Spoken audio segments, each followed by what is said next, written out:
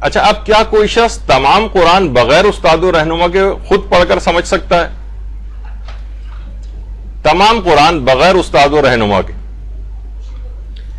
دیکھیے آج کل ایک یہ بہت ہو گیا کہ بھائی ہم کسی مولوی ملا سے ہم نہیں پڑھیں گے، کسی تفسیر قرآن کو ہم نہیں دیکھیں گے، قرآن خدا نے تمام انسانوں کے ہدی للناس، دیکھیے لوگ یہ بھی قرآن کی آیات سے کیسا استفادہ ہوتا ہے، ہدی للناس قرار دیا، تمام انسانوں کے لیے ہدایت ہے، قرآن براہ راست ہم سے خطاب کر رہا ہے۔ بہت سے لوگوں کا تو یہ عقیدہ ہے کہ جب یہ قرآن خطاب کر رہا ہے نا تو گویا ایک وحی ہے جو ہم پر نازل ہو رہی ہے، یہ صرف رسول اللہ سے مخصوص نہیں ہے، یہ قرآن ابھی ہی مجھ پر نازل ہو رہا ہے۔ ایک صاحب یہ بھی بہت مشہور قرآن کے جو ہے کہتے ہیں کہ قرآن اسی وقت آپ پر نازل ہو رہا ہوتا ہے۔ تو کہتے ہیں کسی استاد کی، کسی رہنما کی کوئی ضرورت نہیں، انسان خود پڑھ کر سمجھ سکتا ہے، خود پڑھ کر سمجھ سکتا ہے۔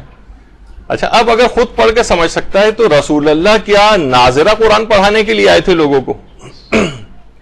بھئی جب آپ خود پڑھ کر سمجھ سکتے ہیں تو رسول اللہ کو پھر قرآن سمجھانے کی کیا ضرورت تھی؟ اس کا مطلب ہے رسول اللہ صرف زبانی طور پر اس طرح مولوی صاحب وغیرہ کوئی بچے کو قرآن پڑھانا سکھاتے ہیں ناظرہ، اس طریقے سے کیا رسول اللہ آئے تھے قرآن پڑھانے کے لیے؟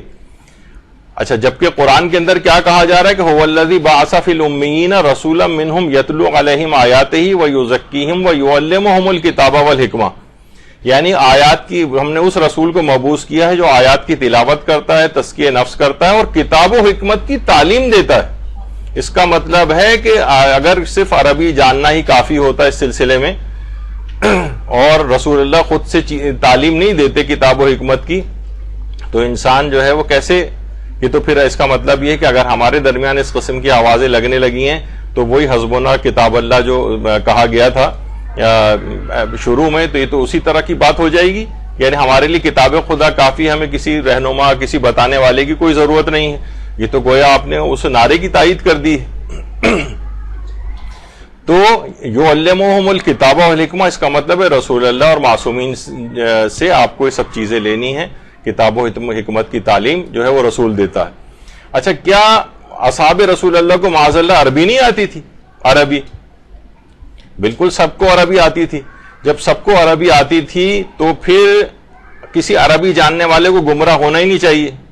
بھائی عربی آتی ہے اور عربی، جیسے اردو کے اندر اگر قرآن نازل ہو، قرآن اردو میں اگر پڑھیں تو آپ کو کسی کو سکھانے والے کی کوئی ضرورت ہی نہ ہو، اس کا مطلب کسی بھی آدمی کو گمراہ ہی نہیں ہونا چاہیے جس کو بھی عربی آتی ہے، لیکن ایسا نہیں۔